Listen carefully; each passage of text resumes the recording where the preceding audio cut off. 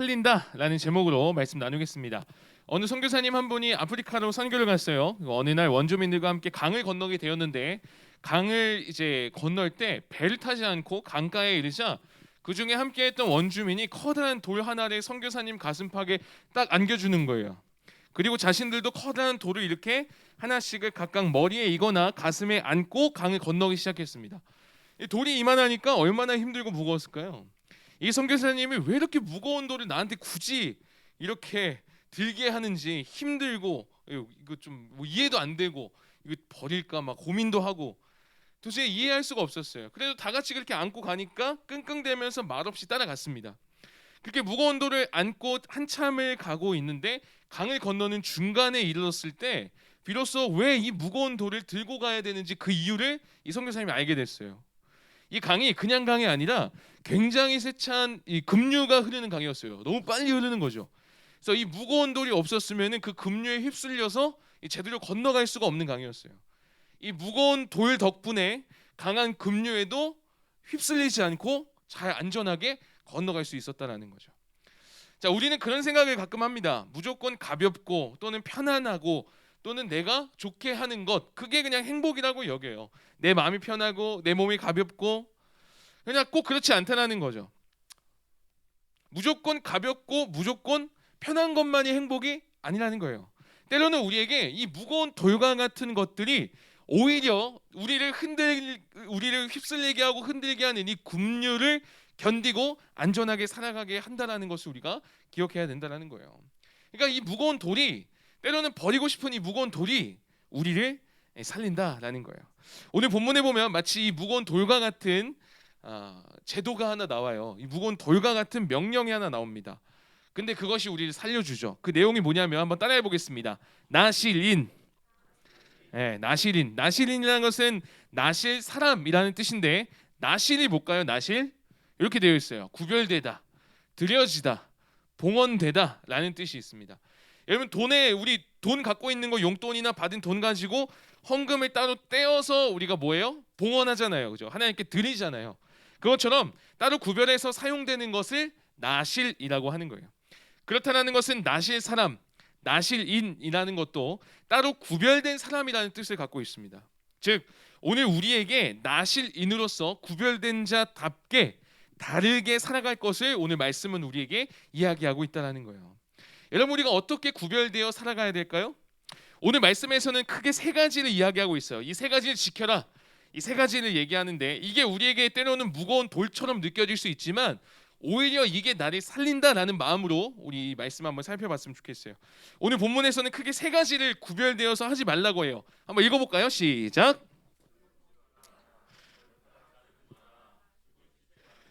말씀해 보니까 이 세 가지 하지 말라 그래요. 말아 하지 말라고 해요.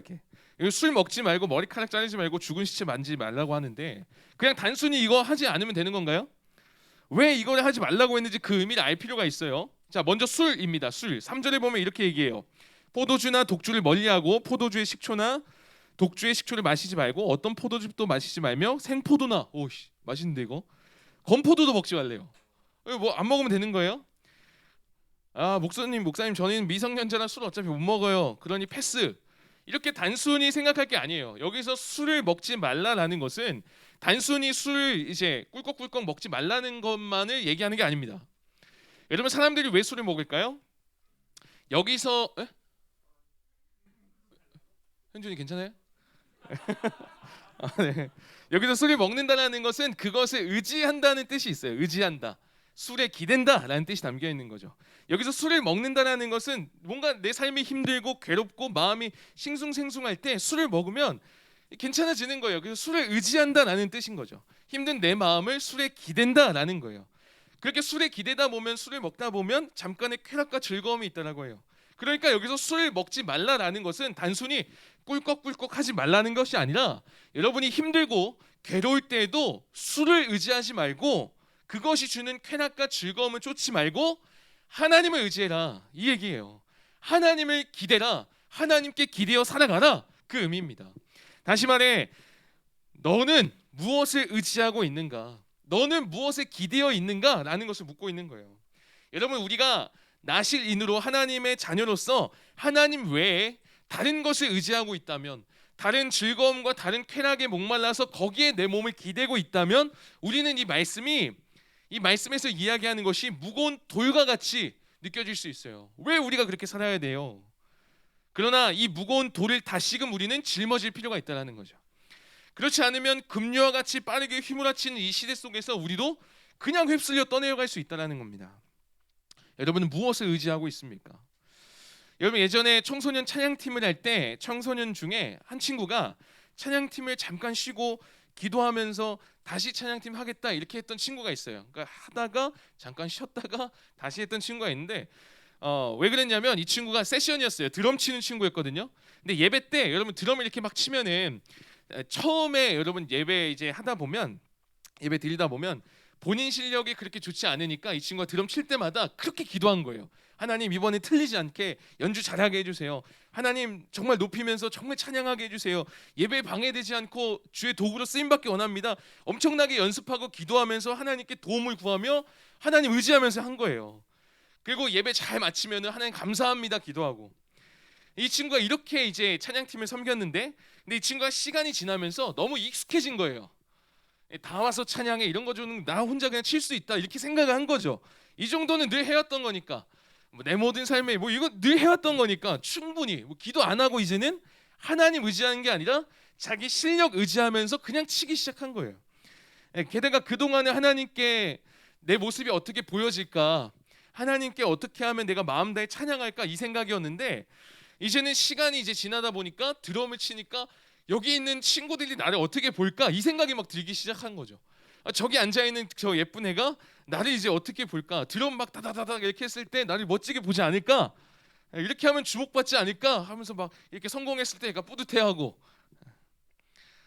근데 이 친구가 이렇게 지내다가 늘 했던 드럼 연주고 늘 했던 찬양인데 정말 어렵지 않은 곡인데 계속 그렇게 틀리더래요. 심지어는 한번 이제 예배 드리다가 스틱을 날렸어요. 놓친 거죠. 그러다 이 친구가 망했다라는 생각을 하게 됐어요. 근데 이러한 일이 자꾸 반복되는 거예요. 그래서 이 친구가 생각하기 시작했고, 이거 기도해야겠다 해서 기도를 시작한 거예요. 이래서 어떤 일이 있을 때 기도하는 게 그렇게 중요해요. 기도하면서 하나님, 제가 왜 이럽니까? 왜 자꾸 제가 스틱 날려버리고 왜 자꾸 이렇게 되는 걸까요? 그러면서 이 친구가 한 가지 깨달은 게 있는데 뭐였냐면, 그토록 내가 하나님을 의지하고 하나님을 붙잡고 하나님을 바라봤던 이 모습이 사라지고 하나님 없이, 하나님 의지하지 않고 드럼 연주만 계속했다는 것을 알고 이 친구가 이제 얘기한 거예요. 저 찬양팀 잠깐만 쉬겠습니다. 시간 좀 주세요 하고 막 기도하고 하나님께 회복하고 그 이후에 다시 찬양팀으로 했던 그런 일이 있었습니다. 보세요. 우리가 하나님의 자녀이고 나실인으로서 구별되어 살아간다고 한다면 우리의 구별됨 첫 번째는 뭐냐면 다른 게 아니라 하나님 의지해야 된다는 거예요. 다른 것에 기대는 것이 아니라 하나님께 기대해야 된다는 거예요. 그런데 우리는 나도 모르게 다른 것을 의지하고 있을 수 있다는 거예요. 그래서 오늘 이 술을 먹지 말라라는 말씀으로 다시금 하나님을 의지하라고 우리에게 이야기하고 계시는 겁니다. 여러분, 그래서 다른 쾌락과 즐거움이 아니라 여러분의 실력이 아니라 하나님을 의지하고 하나님께 기대어 살아가는 저와 여러분 되기를 주님의 이름으로 축복합니다. 여러분, 두 번째 뭐였죠? 첫 번째가 술 먹지 마라. 두 번째 뭐였죠? 머리카락 자르지 마라. 자, 5절을 같이 한번 볼까요? 5절 보면 이렇게 얘기해요. 그의 머리에 삭도를 대지 말고 그의 머리카락이 길게 자라나도록 두어야 한다. 이렇게 말씀하고 있어요. 이거 뭐예요? 미용실 가면 안 돼요 이제? 다 장발로 길어야 돼요 이제? 그거 아니죠. 그게 아니라 이 당시에 머리카락이 무슨 상징이었냐면, 여러분, 우리가 길을 가다가 이 청소년이 율곡중인지 중앙중인지 율곡군지 이거 어떻게 알아요? 그렇죠. 교복. 얼굴 보면 딱 아는 게 아니잖아요. 얼굴 보면 얘 운남중 같은데, 얘 얼굴이 좀 이런데 중앙중인가 막 이렇게, 이거 아니잖아요. 이렇게 알 수 있는 게 아니잖아요. 예를 들어서 있잖아요. 이렇게 알 수 있는 게 아니라 뭘 보고 알 수 있죠? 교복을 보고 알 수 있어요.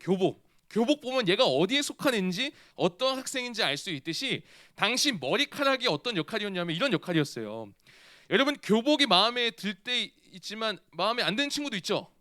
제가 그랬어요. 저는 학교 체육복이 있었는데 색깔이 그렇게 구렸어요. 자주색이었어요. 자주색. 남고였는데 그렇다고 여러분 이 체육복 색깔 마음대로 바꿀 수 있어 없어요? 없어요. 마음대로 바꿀 수 없어요.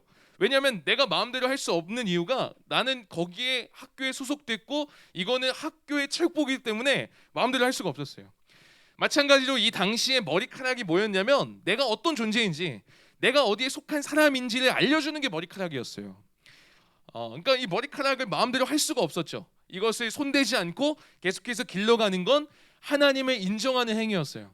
그래서 어떤 학자들은 이 머리카락을 통해 이렇게 고백할 수 있다라고 이제 표현했어요. 이렇게 고백합니다. 하나님만이 나의 생명입니다. 하나님이 나의 생명 되십니다. 왜 이 고백을 할 수 있냐면 여러분 살아있는 존재만 계속 머리카락 자라게 할 수 있잖아요. 그죠? 죽어 있으면 머리카락 자라요? 안 자라요? 안 자라요. 그 당시에 생명의 상징이 머리카락이었던 거예요. 하나님이 이 사람을 살게 한다라는 고백이 머리카락이 자라는 그 모습을 보면서 알 수 있었던 거죠. 물론 오해하면 안 돼요. 요즘 혹시 그 머리가 좀 빠지거나 저도 원형 탈모가 있었는데 뭐 머리가 없다고 해서 뭐 죽어가는 존재다 이렇게 생각하면 안 돼요. 하나님이 내 생명을 거두어 가시나 뭐 이런 거 이렇게 생각하면 안 돼요. 그 당시에는 그렇게 생각했다는 거예요. 그러니까 오해하지 마시고 여튼 여기서 말하는 머리카락을 자르지 말라는 것은 우리의 생명이 하나님께 있으니 네 마음대로 살지 말고 하나님을 인정하면서 하나님의 뜻대로 하나님이 나의 생명임을 고백하면서 살아가라 라고 지금 얘기하고 있는 거예요. 여러분 우리가 하나님이 나의 생명입니다 이렇게 고백하는 모습에는 뭐가 있을까요? 여러분 이미 그거 하고 있어요. 살아가면서 우리가 하나님이 나의 생명입니다 고백하면서 살아가고 있어요. 어떻게 하고 있죠? 그 중에 하나가 예배죠. 예배. 오늘 이 시간 이렇게 예배 드리는 거. 여러분 일주일에 한 번 뭐 늦잠 자고 꿀잠 잘 수 있는데 편하게 지내면 되는데 왜 이렇게 와서 예배 드려요? 아침에 왜 나와서 예배 드려요? 왜 이 시간에 이 장소에 나와서 예배 드리는 거예요? 그렇게 예배 드리면서 하나님이 나의 생명입니다 고백하는 거예요. 하나님이 내 삶의 주인이라는 것을 예배를 통해서 여러분이 지금 보여주고 있는 거예요. 교회 안 다니는 친구는 여러분 모습 보면서 이해 못할 거예요. 근데 여러분 모습 보면서 아 얘가 하나님을 믿는 애구나 라고 알 수 있는 거죠. 헌금도 마찬가지입니다. 헌금 이거 왜 드려요? 왜? 이것도 하나님께서 나의 생명입니다 라는 고백을 담아서 헌금하는 거죠. 기도도 마찬가지고. 그래서 여러분 구별된 드려진 나실인으로서 하나님의 백성으로서 이렇게 분명한 믿음의 고백 하나님이 나의 생명입니다 여러분의 삶을 통해 계속해서 고백되어지기를 주님의 이름으로 축복합니다. 여러분 물론 예배 드리는 거 기도하는 거 헌금하는 거 때로는 불편하고 힘들 수 있어요. 오늘 더 자고 싶은데 오늘 안 하고 싶은데 무거운 돌과 같이 여겨질 수 있지만 그 돌이 나를 살린다는 것을 기억하면서 나를 더욱 하나님 자녀답게 살아가게 한다는 것을 잊지 말고 이 믿음의 고백을 잘 이어나가는 여러분 되었으면 좋겠어요. 여러분 세 번째 뭐였죠? 시체 만지지 말라요. 6절 한번 볼까요? 시체 만지지 말라. 시체에 가까이 가지 말아야 된다라고 얘기해요. 여러분 시체 만진 적 있어요? 에? 까마귀. 까마귀 시체. 깜짝이야. 그렇죠? 우리 사람 시체를 만진 적이 없죠. 우리가 살아가면서 사람의 죽은 시체를 만질 일이 거의 없어요. 없죠? 근데 이건 무슨 말일까요? 이 말씀은 성경에서는 여러분 죄의 결과는 죽음이라고 얘기해요. 즉 이 시체라는 것은 죄의 결과이자 하나님이 싫어하는 죄의 총칭이라고 생각하시면 돼요. 그러니까 이 시체를 가까이 하지 말라는 것은 곧 죄를 가까이 하지 말라고 이야기하는 겁니다. 여러분 하나님이 기뻐하시는 일을 해 나가야 되는 게 우리의 모습이어야 돼요. 어떻게 이 죄를 멀리할 수 있는 걸까요? 우리 안에 다 양심이라는 게 있거든요. 하나님이 양심을 심어두셔서 이게 하나님이 원하시는 건지 아닌지 어느 정도는 우리가 알아요. 그래서 양심의 가책을 느낀다 뭐 이런 얘기 하잖아요. 뭔가 잘못한 일을 하면 우리는 살아가다 보면 어떤 유혹, 죄에 가까이 하게 되는 일을 하게 될 수 있어요. 근데 그때 이제 마음이 막 찔리죠. 근데 이 세상 사람들은 그거 상관없이 그냥 막 살아가요. 굉장히 이기적이죠. 자기밖에 몰라요. 그러니 다른 사람이 피 흘리든 상처받든 그 상관없이 자기만 괜찮으면 다 되는 게 이 세상이에요. 그리고 어떤 때는 그런 얘기 들어본 적 있어요, 여러분? 야, 너 독하게 살아야 돼. 야, 그래야 너 성공할 수 있어. 야, 다른 사람한테 맞기보다는 너가 때려야지. 이렇게 얘기하는 게 세상이에요. 야, 멍청하게 당하지만 마. 이렇게 얘기하는 게 세상이라고요.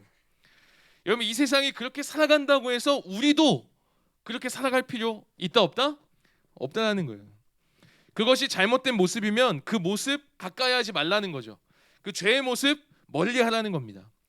여러분 제가 군대를 장교로 있었다고 했잖아요. 여러분 장교 되기 전에 훈련을 받아요.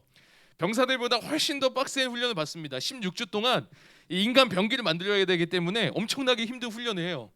이거 먹는 것도 딱 군대 밥밖에 못 먹어요. 그 외에 막 핸드폰도 못 쓰고 뭐 군것질 못 하고 아무것도 못 해요. 여름이었는데 일주일에 한 번 딱 쉴 수 있는 날이 있었는데 주일날 진짜 교회 가기만을 기다렸어요. 교회 가면 또 에어컨도 있고 얼마나 좋아하는지 몰라요. 초코파이도 있고 냉커피도 있고.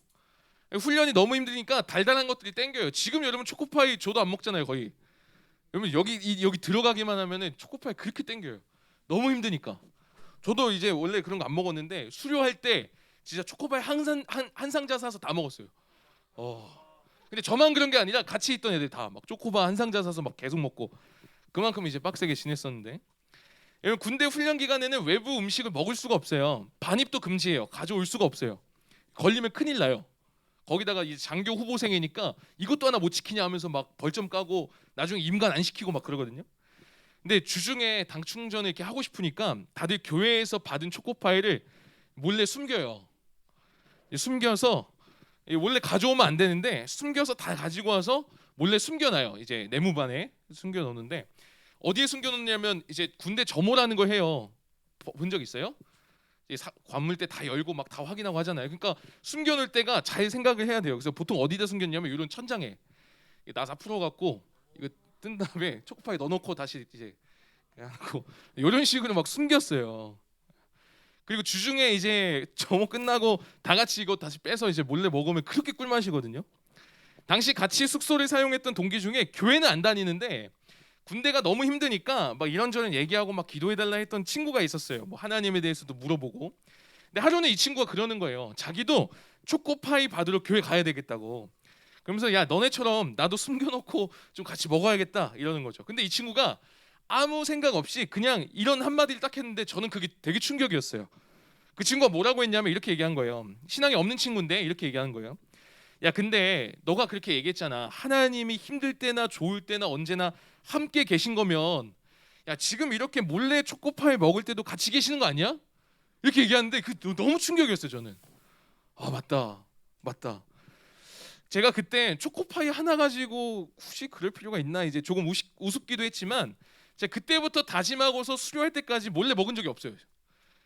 진짜 없어요. 왜냐면 모두가 다 그렇게 한다고 해서 저는 그게 괜찮은 거라고 착각을 했는데 그게 아니었던 거죠. 이게 잘못됐구나. 여러분도 친구들이랑 있다 보면 어때요? 욕하는 게 당연해요. 그죠? 욕 그냥 막 나오잖아요. 친구들이랑 있으면. 거짓말 10마디 하면 10마디 다 뭐예요? 그 여기에요. 다 나와요. 거짓말 당연해요. 약한 애들 막 놀리는 거 뭔가 부족한 애들 무시하는 거 당연해져요. 자꾸 친구들이랑 있다 보면. 근데 오늘 말씀이 이야기하는 겁니다. 뭘 이야기해요? 시체를 만지지 마라. 가까이 하지 마라. 그게 뭐라고요? 그런 잘못된 행동들, 죄에 대해 가까이 하지 말라라고 지금 얘기하는 겁니다. 사랑하는 여러분, 오늘 우리가 나눴던 내용이 나실인으로서 하나님의 백성으로서 상당히 힘들고 왜 나만 이렇게 살아야 돼? 무거운 돌처럼 느껴질 수 있어요. 정리하면 뭐였죠? 술 먹지 마라. 무슨 뜻이라고요? 다른 것 의지하지 말고 하나님 의지해라. 두 번째 뭐였죠? 머리카락 자르지 마라. 하나님이 생명이시다 고백하며 살아가는 거. 세 번째 뭐였죠? 시체 만지지 마라. 죄와 가까이 하지 말라는 거. 여러분 모든 사람들은 아무 생각 없이 편하게 가볍게 마음대로 살아가는데 우리는 왜 이렇게 불편하게 나만 손해보듯이 살아가야 되는 걸까요? 답답한 마음이 들 수도 있어요. 이렇게 무거워 보이는 돌을 우리가 안고 가야 될 수도 있어요. 근데 여러분 꼭 기억하십시오. 그 무거운 돌이 우리를 살린다라는 것을 잊지 마십시오. 이 무거운 돌을 안고 이렇게 살아갈 때 우리가 더욱더 나은 삶으로 살아갈 수 있다라는 게 오늘 성경의 교훈이자 말씀의 가르침이다라는 것이죠. 그것을 믿고 그 무거운 돌을 같이 안고 나아가는 여러분 되었으면 좋겠습니다. 말씀 맺겠습니다. 여러분 이 무거운 돌을 그냥 던져버리고 조금 편하게 지내면 안 되냐고 이야기할 수 있어요. 그죠? 그래도 목사님 제가 예배는 그래도 드리잖아요. 예배 잘 드리니까 일상에서 좀 마음대로 지내면 되는 거 아닙니까? 이 정도는 괜찮은 거 아닙니까? 얘기할 수 있어요. 근데 이런 얘기가 있어요. 여러분 사막 한가운데 고단한 하루를 마무리하고 아라비아 상인들이 천막을 치고 잠을 자요. 근데 여러분 그거 알아요? 그 사막도 낮에는 굉장히 뜨거운데 저녁엔 굉장히 추운 거? 그래서 이렇게 천막을 치고 자는데 낙타가 발만이라도 좀 따뜻하고 싶다고 천막 틈에 이렇게 딱 열려 있는 틈에 발을 집어넣는 겁니다. 주인이 이 낙타가 좀 안타까워서 야 그래 발이라도 넣고 자라, 그렇게 좀 따뜻하게 자라 하면서 잠들면 밤사이에 이 낙타가 어떻게 해요? 추우니까 코도 슬쩍 넣고 머리도 슬쩍 넣고 몸통에서 꼬리까지 천막으로 다 들어가 있는 거예요. 이 주인이 정신 차렸더니 주인은 밖으로 이제 쫓겨나 있고 추위에 떨면서 자고 낙타는 천막을 가져가 따뜻한 밤을 보내고 있는 거죠. 여러분 아주 조그맣게 열린 그 틈 있잖아요. 틈. 이 정도는 괜찮겠지 하는 그 틈이 사실 여러분 우리의 삶에 어떤 문을 열어버릴지 몰라요. 그 작다 생각하는 한 번의 신앙의 그 허용이, 그 작은 타협이 어느 날 우리 영혼의 집을 도둑질해 갈 수 있다는 거죠. 한 학생이 그래요. 아니 내가 정말 99% 정말 마음 다해서 예수님을 사랑하는 거, 이 내 마음을 이제 예수님이 모르시겠냐고, 다 아는 거 아니냐고. 여러분 한 섬의 선착장에 곧 육지로 떠나는 나룻배가 있는데 한 여인이 그 배 앞에 서 있습니다. 그런데 그녀의 온 몸은 그냥 선착장에 서 있어요. 배에 타지 않았어요. 근데 그녀가 이제 배를 탈까 말까 고민하다가 그녀의 엄지발가락 하나만 배에 딱 얹었어요. 그리고 이제 배를 계속 타지 못하고 있는 거죠. 여러분 그녀의 마음의 99% 어디에 있는 걸까요? 몸이 서 있는 선착장에 있는 걸까요? 아니면 그 1% 엄지발가락에 있는 걸까요? 우리도 보이는 그 마음을 우리 주님께서 모르시겠어요? 우리는 그렇게 생각해요. 신앙생활 나 이 정도면 정말 전심으로 다 하는 것 같은데, 이 정도면 예배 잘 드리고 완전 잘하는 것 같은데.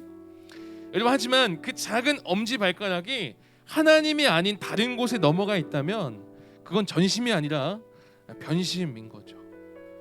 전심이라 할 수 없어요. 여러분 이 세상 사람들이 다 그렇게 가볍고 편안하게 살아간다고 해서 우린 그렇게 살아갈 것이 아니라 무겁지만, 조금은 답답하지만 그 무거운 돌이 나를 살린다는 것을 기억하면서 그 유혹에 타협에 지지 말고 승리하며 살아가는 저와 여러분 되기를 주님의 이름으로 축복합니다.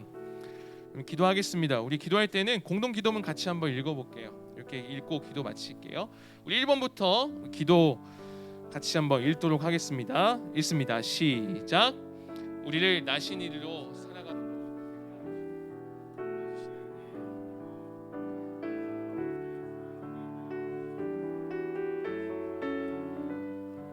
타협하지 않고 틈을 내주지 않게 하여 주시옵소서. 무거운 돌과 같은 하나님의 말씀이 나를 살린다는 것을 잊지 말고 살아가게 하여 주시옵소서. 예수님의 이름으로 기도드립니다. 아멘. 우리 봉헌하도록 하겠습니다.